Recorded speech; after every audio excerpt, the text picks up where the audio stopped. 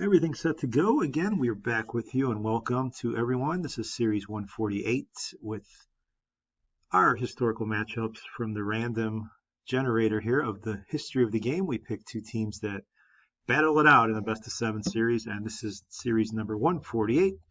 That means there's quite a number that we've already accomplished, and you can go back and look at them at any time. I encourage you to do so. Some great matchups, maybe some of your favorite teams from baseball history. Also, we encourage you to subscribe or like the videos if you're still following. And 148 brings us two new teams that I think you're going to enjoy. So let's go ahead and introduce them without further ado. And the first team that we got here are the 2006 Chicago White Sox. They're coming off of 1 year off from their World Championship in '05, where they stunned the baseball world and ended their drought to win the championship. Just 1 year later, they won 90 games but fell short.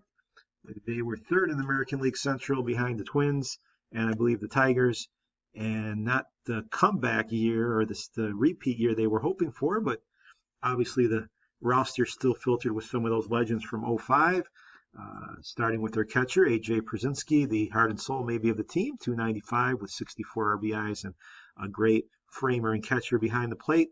And then you have Paul Konerko at 30 years old. He slashed out 35 long ones, hit .313, a very high average for him. One of his better years.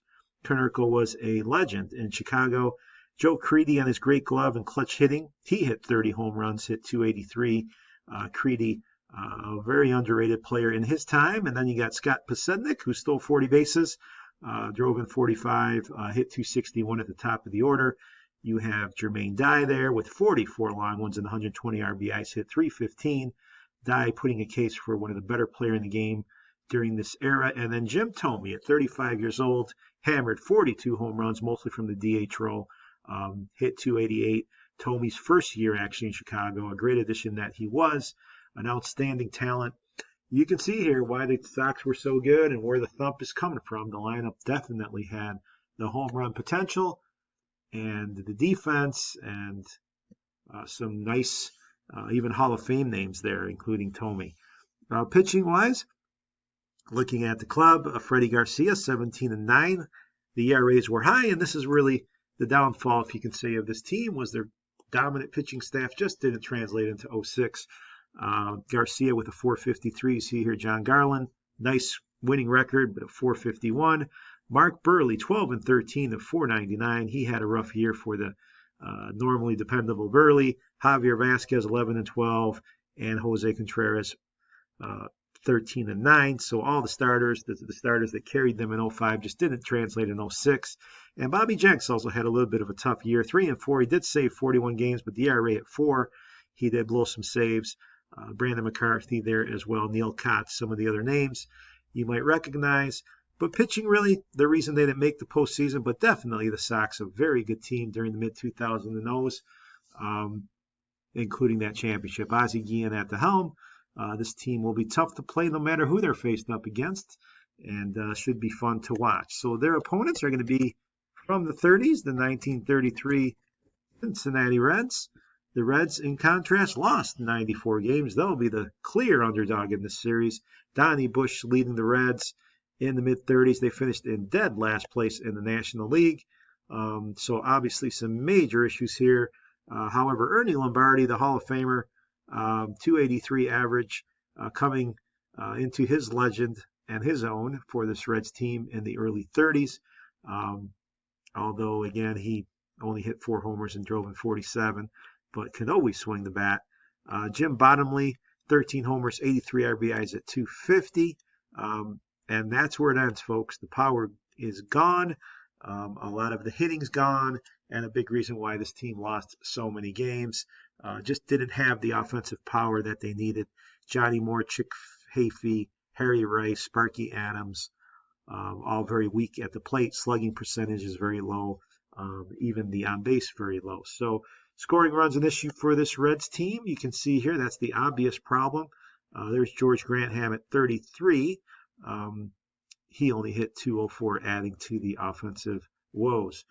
For the pitching staff, yes, that is in the misprint. Paul Derringer lost 25 games. He went 7-25 over 230 innings. If there was ever a rough bad luck season. It was Derringer's. He had a 3.23 ERA. Definitely didn't deserve to lose that many games, but that's the lack of offensive support that he had. Red Lucas, 10-16 at 340.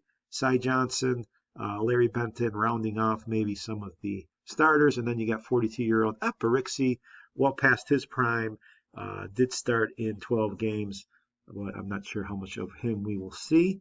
So the pitching much better than the hitting for the Reds, kind of the opposite of the Sox, but it's going to be a rough go for them if they are to compete with the White Sox. So a clear favorite in this one, a Midwestern battle, two teams from two very different eras. The Sox can hammer it out of the park, and the Reds could not. Just out of curiosity, the Reds totaled 34 home runs as a team, whereas the White Sox had a number of players that hit more than 34 home runs. More specifically, their total being 236. So more than 200 homers more for the White Sox as we prepare for this best of 7, give you an idea. But we're going to play it out. You never know what we're going to get. The Reds do have a little bit of pitching talent, and Game 1 will be out at U.S. Cellular Field for the best of 7 before we head to Crosley Field for the middle portion. Game 1, we're going to find Paul Derringer looking for better luck against Javier Vasquez as we get ready to start this best of 7 series between the 1933 Cincinnati Reds and the 2006 Chicago White Sox. The White Sox, the heavy favorites, but that's why we play the games. And let's get ready to get out to the diamond. It's Game 1 from Chicago between these two teams as they try to get the first win in this best of 7 series.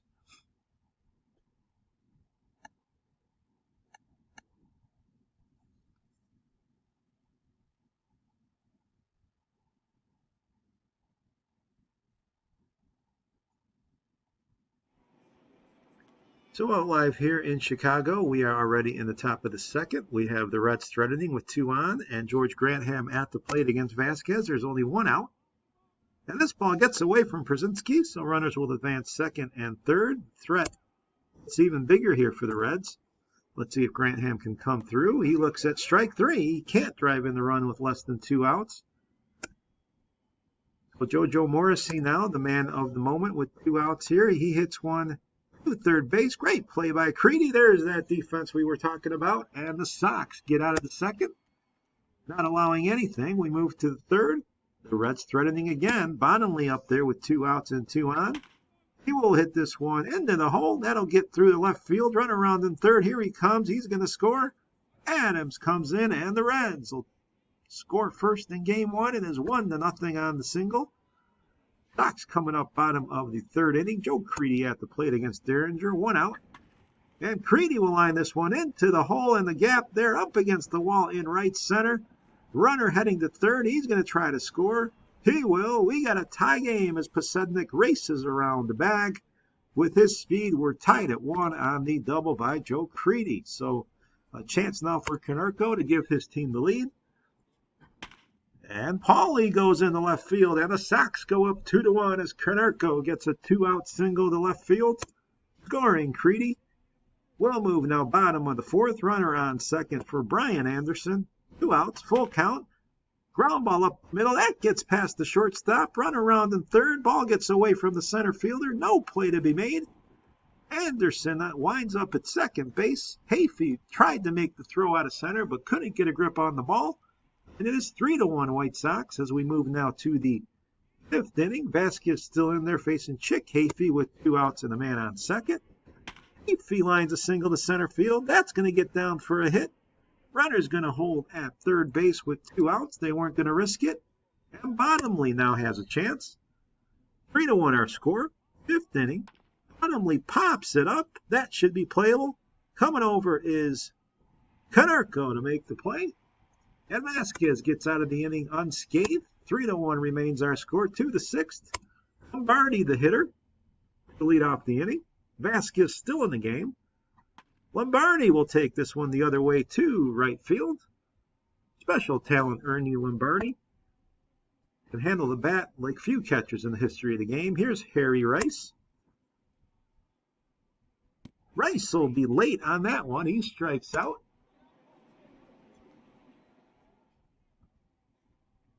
We'll move all the way now to the ninth inning. Joe Morrissey facing Bobby Jenks as Jenks has come in to try to close this ball game out. There are 2 outs.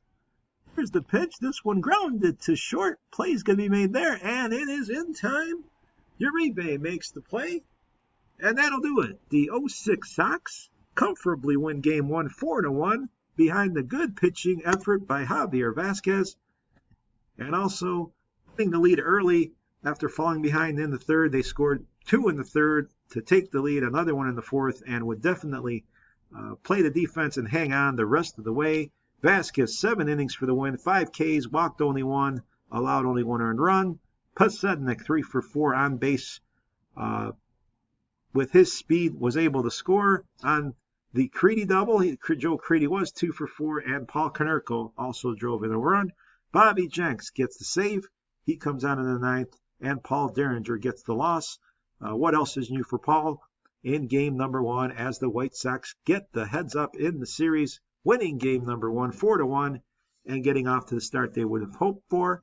So game 2 now sets up very importantly, especially for the underdog Reds. They're going to want to at least try to grab one before they head home if they can. Cy Johnson will take the mound against Jose Contreras. Game number 2 coming up in this best of 7. The Sox have a 1-0 series game lead. Let's see now if they can double it up and make it 2 wins. Let's head out to U.S. Cellular Field, the new Comiskey Park, for game number 2.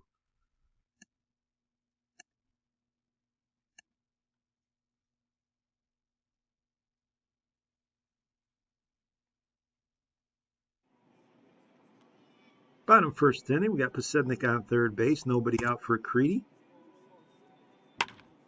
Creedy will hit this one to right field.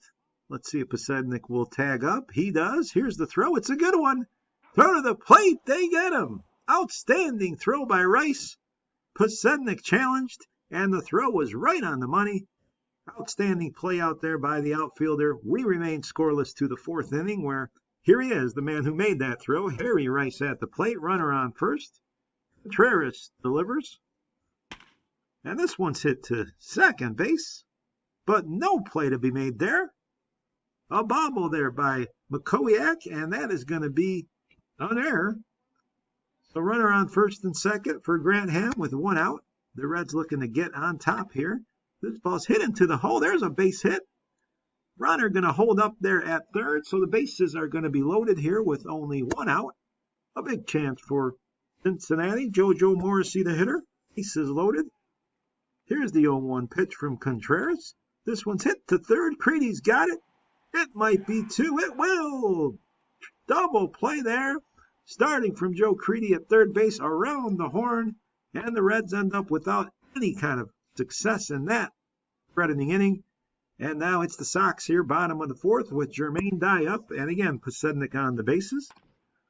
This one's lifted to left field. The shift was on, and Dye beats it. The ball goes all the way to the wall. Pasednik this time will hold up, but Dye has a double. So it's second and third here with Paul Konerko at the plate. Only 1 out. Scoreless game. Konerko will go to second base. Play will be made at first, but the run will score. And Konerko drives in the run as Pasednik scores. It's 1-0. Make it 2-0 as we move now to the bottom of the 5th. Pasednik at the plate. Nobody out. The bases loaded and a big chance to break this open. This ball's hit hard into right field. That's going to get down. That might clear him, folks. 1 run in. 2 runs in. Runner on third will hold up. Pasednik with a double. It is 4-0 White Sox. They've broken it open here with no outs in the 5th inning.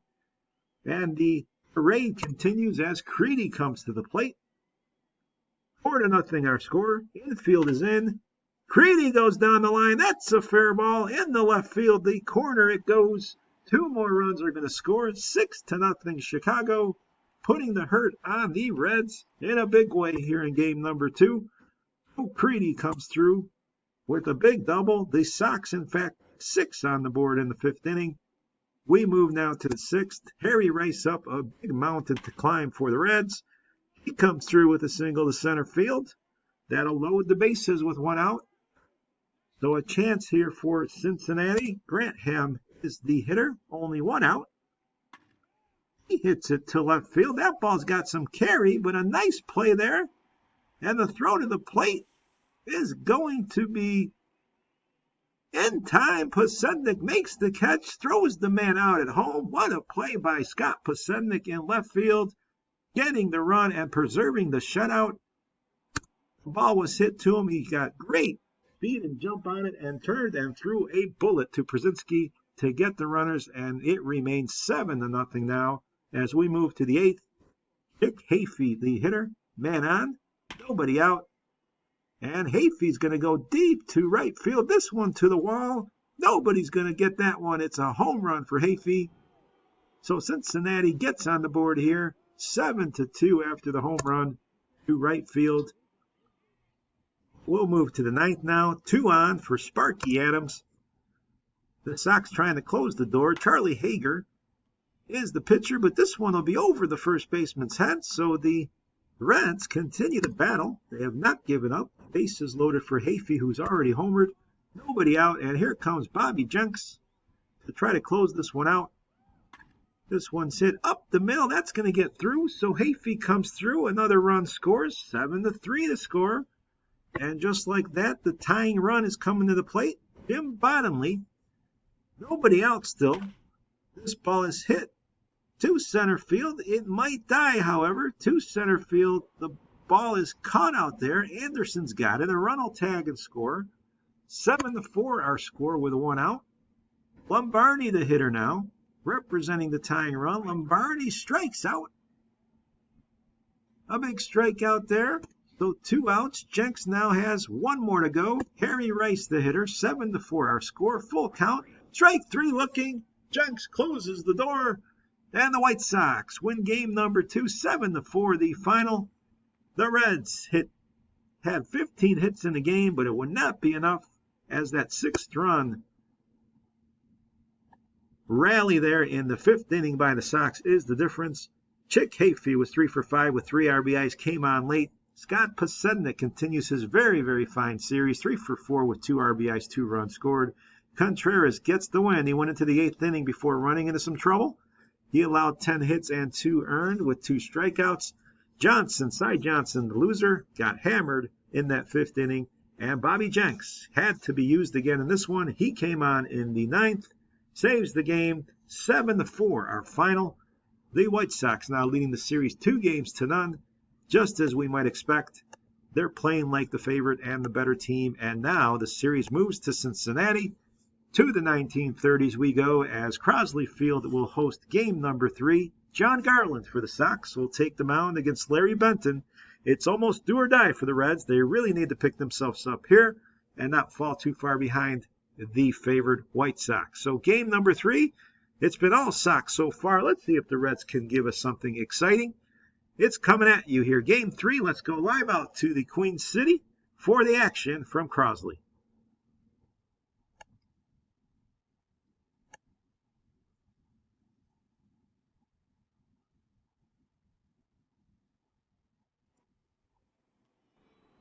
Here we go from Cincinnati. We're in the top of the 2nd inning. We got Brian Anderson at the plate. A threat, a 2-out threat for the White Sox. And this ball's hit up middle. It's going to get through. A hit for the Sox. It's going to score a run. 1-0 White Sox. They're going to take the lead here on the RBI single by Anderson. So we'll move now to the bottom of the 3rd with Johnny Moore at the plate. John Garland, the man on the mound, and this ball is hit to 3rd base. The throw is going to be in time. We got Higuchi is out, and we got a double. Higuchi makes the play. We got a double play, so we'll move now to the 4th. Still 1-0 Sox. Jim Bottomley, the man at the plate. Ground ball to 2nd. Should be playable again for the Sox. Another double play. So the White Sox defense coming to life here. The Reds finding all kinds of trouble trying to score. We're now in the 6th inning. Larry Benton facing Paul Konerko with a man on. Sidearm pitch, and Konerko's going to drill this one to center field. It's going to be extra bases for Paulie. It's a double. 2-0 Sox. Canarco with an RBI double. 2-0 our score. Tony Rebello facing Garland. We're in the 6th inning. Nobody out. Rebello goes with the pitch. Lines it to left field. It's going to drop a single. It's only the 3rd Reds hit of the game. Here's Johnny Moore. Nobody out. Moore will go to left field. That'll drop there in front of Pasednik. So 1st and 2nd now. Nobody out. A rally finally for the home fans. Sparky Adams is the hitter. Adams will line a single. That's going to get past the shortstop. Run around in 3rd. Here comes the throw. They got him. Pasednik again.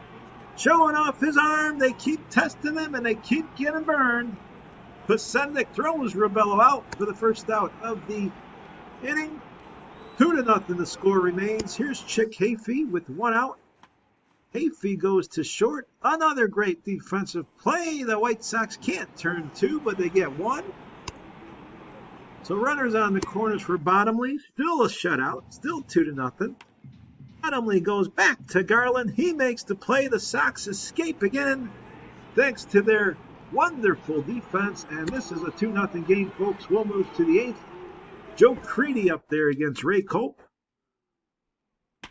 Creedy goes into the gap. That's going to get down towards the scoreboard. So Creedy's going to be at second with a double.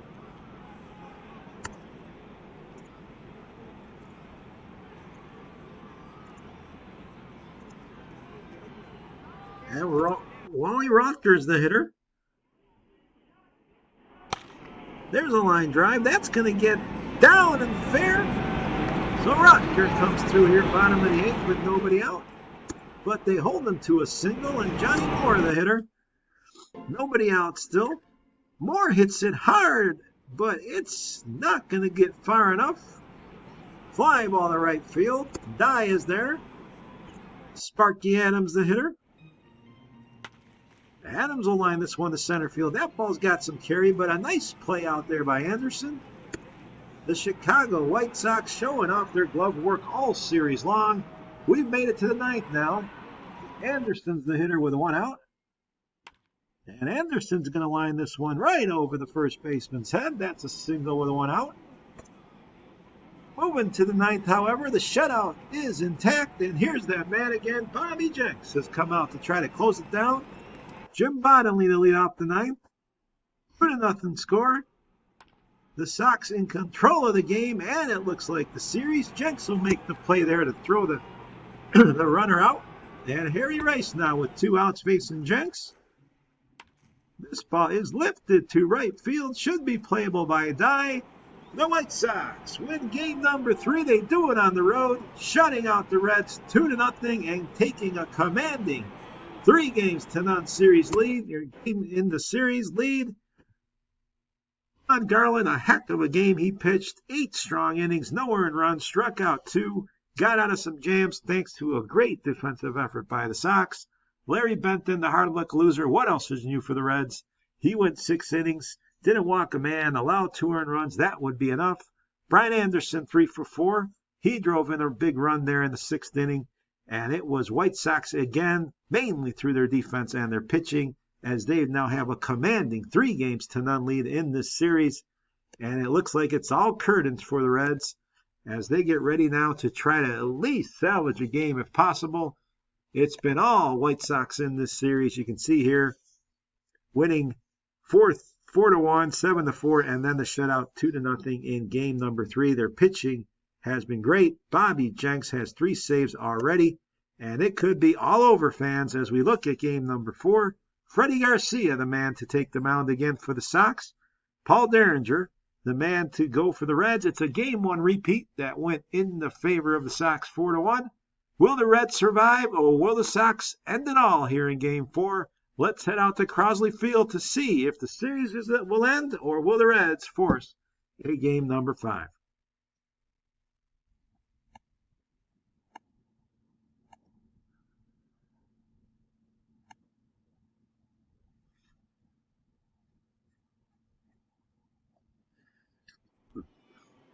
Game 4, top first inning. Again, the Sox threatening. Jermaine Dye at the plate with 2 on. And Dye's going to lift this one to right field. That ball's going to drop. Run around in 3rd. He's going to beat the throw.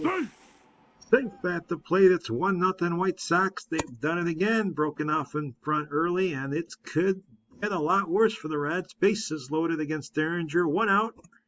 Gucci is the hitter. Gucci hits it to center field. This ball's going to be caught. Runner tags. Here comes the throw. Not in time, and it is 2-0 now.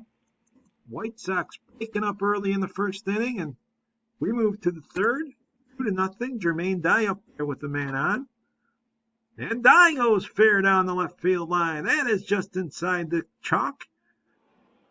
So second and third, nobody out. Hayes is in the second base. The Sox end up getting a run. It's 3-0. We move to the third. 2 outs for Chick Hafey. Freddie Garcia delivers. This ball is lifted to right. That's going to drop in there.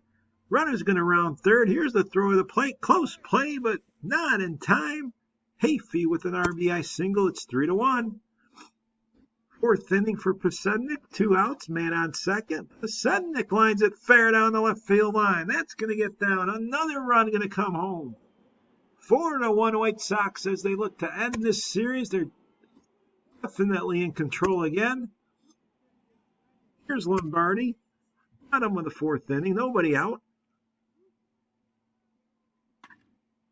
And Lombardi deep to center field. Looking up. This ball is gone. Long home run. Ernie Lombardi.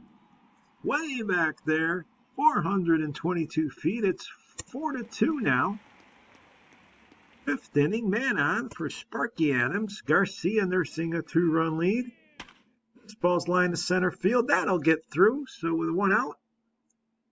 The Reds trying to rally here. They got Hafey at the plate with 2 men on, 1 out. But there's strike 3. Garcia gets Hafey looking. Second out. And Jim Bottomley in a big spot. Here's the pitch. This ball's hit center field. Coming on over is Anderson. He should get there. He does. So the Sox get out of the fifth inning and we move to the sixth. 4-2 as Joe Creedy's at the plate against Red Lucas. Creedy will go deep to left. If it's fair, it is gone. Creedy over the wall. Just inside the foul pole. 6-2 White Sox. Joe Creedy, a 2-run home run just when his team needed it.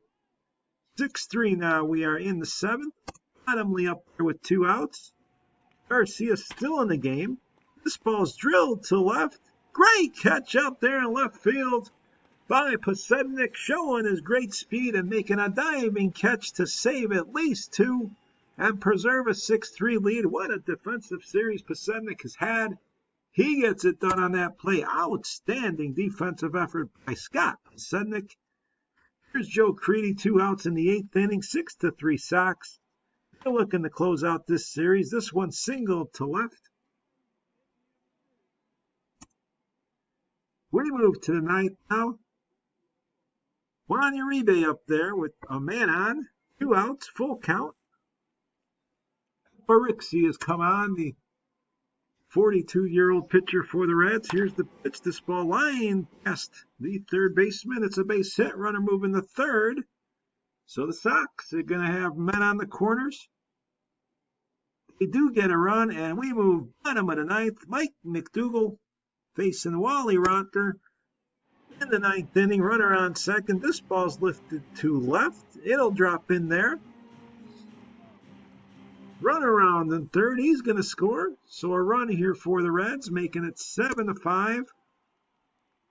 I'm sorry, 7-4. Johnny Moore, the hitter.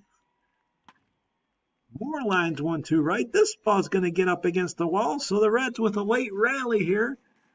A double as Dye can't make the play. Rutger scores, and it is 7-5 now. Tying run at the plate. Nobody out still. We might see Bobby Jenks here to try to save this thing again. This one's hit to center. That'll be easy, however. Anderson comes over. 1 out. Hit Hafey up there. 7-5 game. He represents the tying run. This is hit the third. Creedy with the play, so that's the second out. 2 outs now. The final hope of the game in the series, Jim Bottomley. He can still tie it up with 1 swing of the bat. Let's see if McDougal can get him. Here's the pitch. Strike three. Series over. It's a sweep. The 06 White Sox celebrating here at Crosley Field. They dominate this series, winning game number 4, 7-5, and celebrating a complete domination here over the Reds in 4 straight games.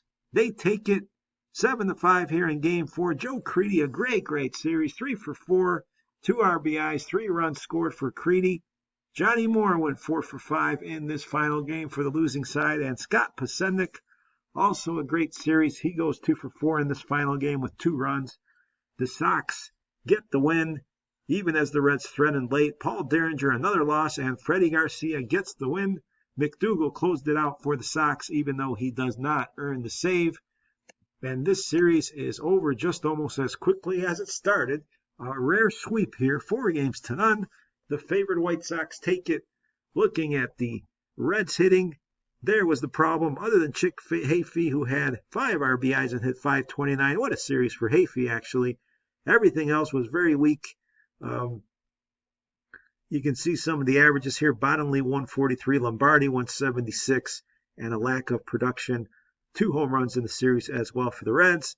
The pitching, you can see here some issues. Definitely, Cy Johnson got hammered in his only start, and Paul Derringer, supposed to be the ace, he struggled big time in his 2 starts. 0-2, 17 hits allowed, got hit pretty good, and the limited bullpen work was good for the Reds, but not enough in this short series. For the Sox, you see Joe Creedy there, 500 average. He ends up being the MVP. 1 home run, 5 RBIs. He went 8 for 16.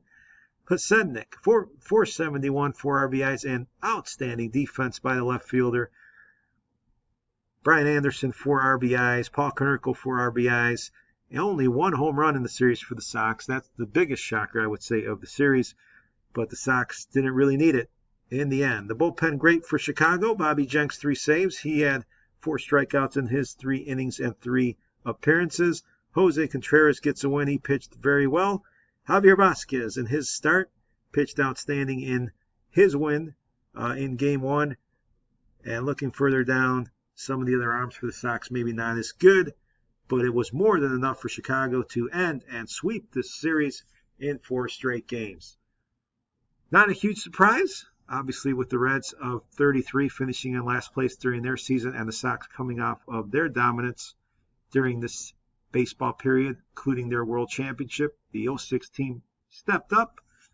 We did not see, surprisingly, the likes of Mark Burley, but again, Ozzie Guillen and his club just fine with the arms they threw out there during this series. So that's a wrap for Series 148.